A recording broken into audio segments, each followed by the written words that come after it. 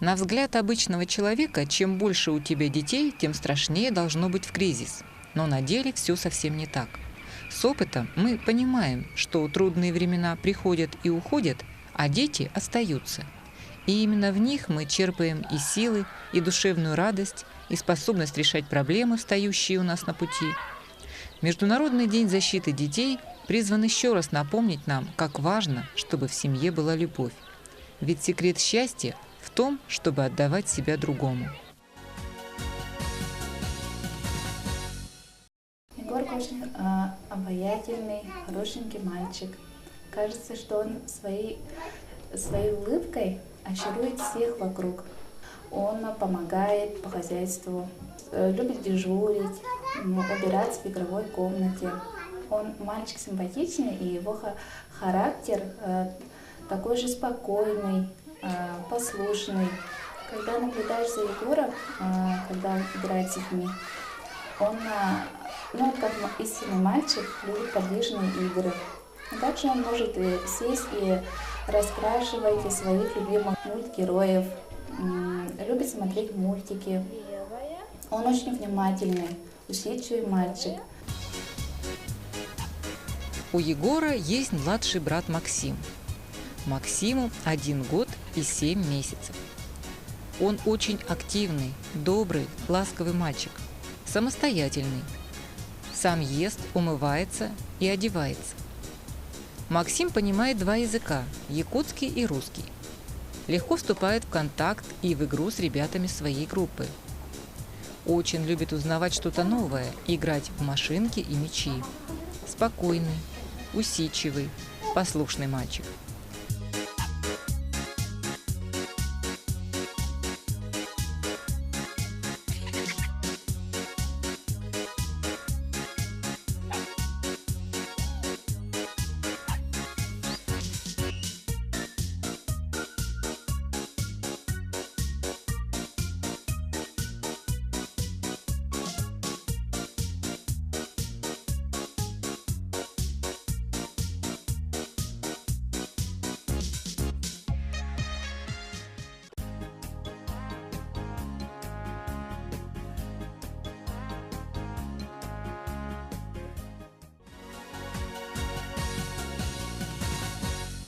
Сегодня мы побываем в гостях у семьи Соколовых.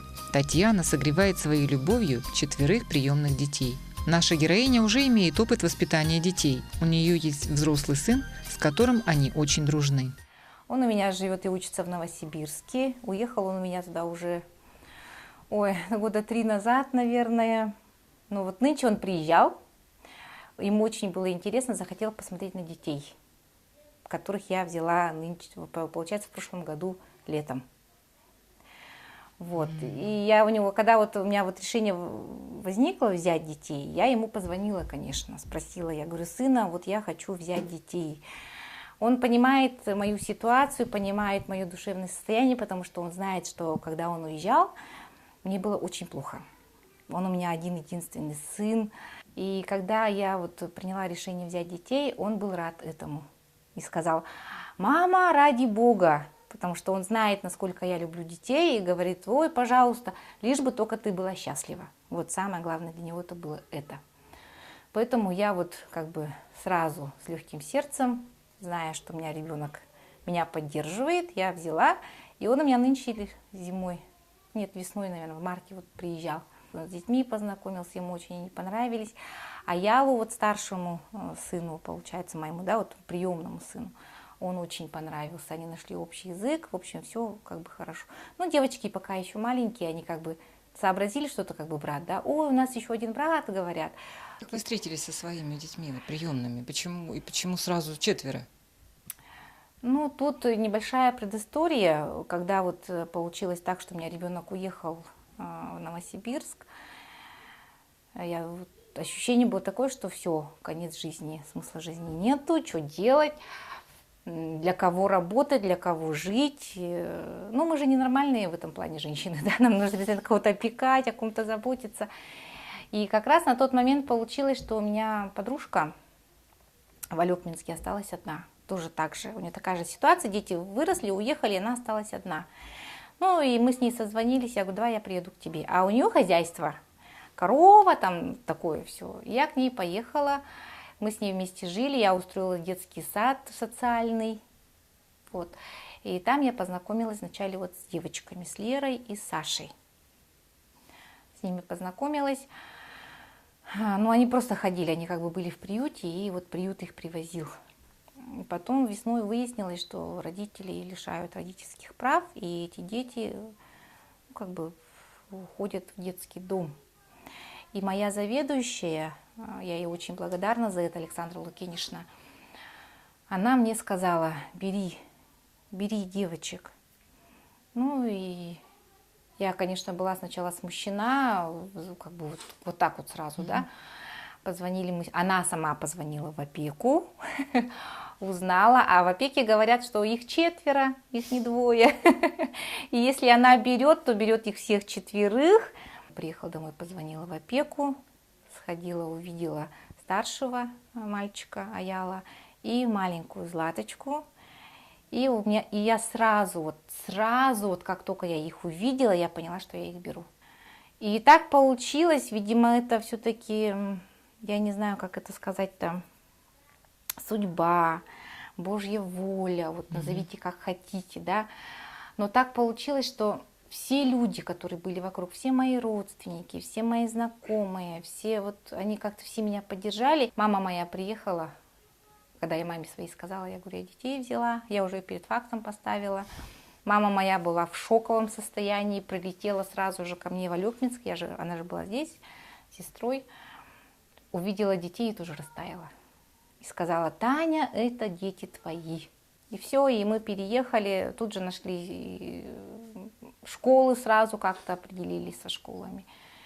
И пошла я сразу, девочек поставила на дошкольный отдел на учет, и нам дали вот в январе, да, в конце января дали нам детский сад, как-то вот, и Лера у меня сразу в цирковую студию пошла, то есть все вот как должно быть.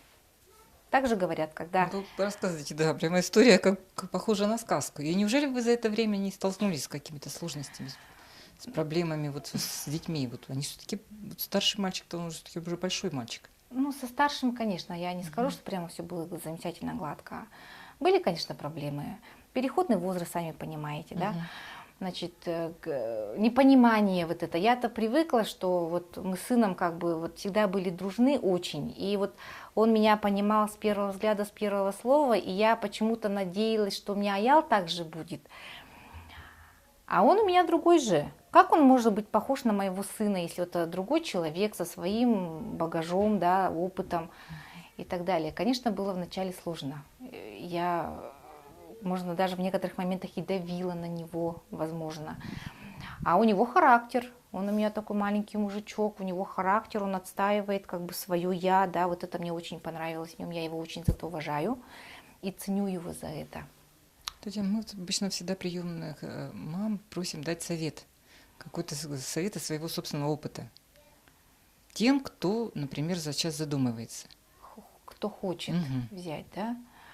Может предостеречь от чего-то. Или направить. Ну, единственное, наверное. Вот у меня была знакомая, которая тоже хотела взять девочку. Но она как бы... Вот я говорю, ну, разговариваем с ней, она говорит, я хочу. Я говорю, ну, одно дело хочу, одно дело вот возьму. Разница же есть между хочу и возьму. Она говорит, я боюсь, что я не справлюсь. Я говорю, понимаете, когда внутри у человека возникает желание взять ребенка, тут уже нету такого, я боюсь. Нету, не должно быть. Если человек чего-то боится, лучше не начинать, потому что для детей это больно, чревато. Дети, они очень, как сказать-то, очень чуткие, они очень чувствительные, они очень тонко вот эту вот грань между ложью и правдой чувствуют. Они знают, когда мама, допустим, врет, да? Это идет на подсознательном уровне. Почему? Потому что эти дети, они немножко другие, что ли. Они с детства, наверное, столкнулись вот с этим. И у них опыт уже на подсознательном уровне это идет. Поэтому, я не знаю, ну любить, наверное, надо. Не бояться. Не бояться, а любить. Тогда все будет хорошо.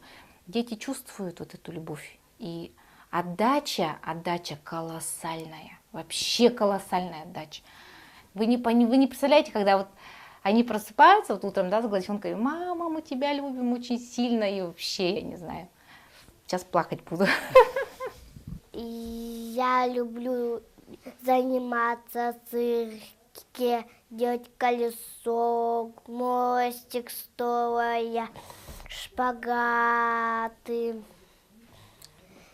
И еще я люблю рисовать.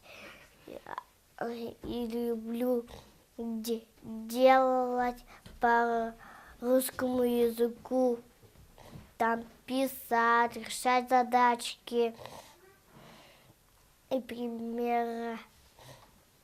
Скажите, Татьяна, вы не пожалели, да, вот спустя вот эти месяцы не было ни одного дня, когда бы вы пожалели о том, что вы сделали? Нет, да. вообще. Все сбылось. Все сбылось. Я каждое утро благодарю Господа, благодарю Вселенную за то, что у меня есть дети, потому что вот я вот нашла смысл жизни, скажем так, потому что все-таки для женщин главное это семья и дети. Все остальное не важно. Все остальное приложится, все остальное купится, отремонтируется, так сказать, да. Вот самое главное это наши дети. Спасибо вам большое. Солнечный круг, небо вокруг, это рисунок мальчишкин. Он пописал на листе, пусть всегда будет солнце, пусть всегда будет небо, пусть всегда будет мама, пусть всегда буду я.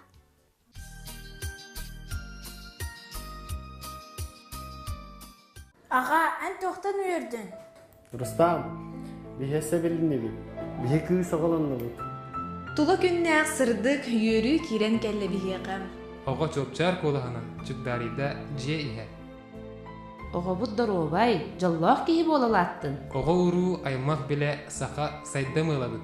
Öbügev gehen üyetiten sarsıngını sargılıybıd. Hıl jol uyata. Народ сайдар кескиле.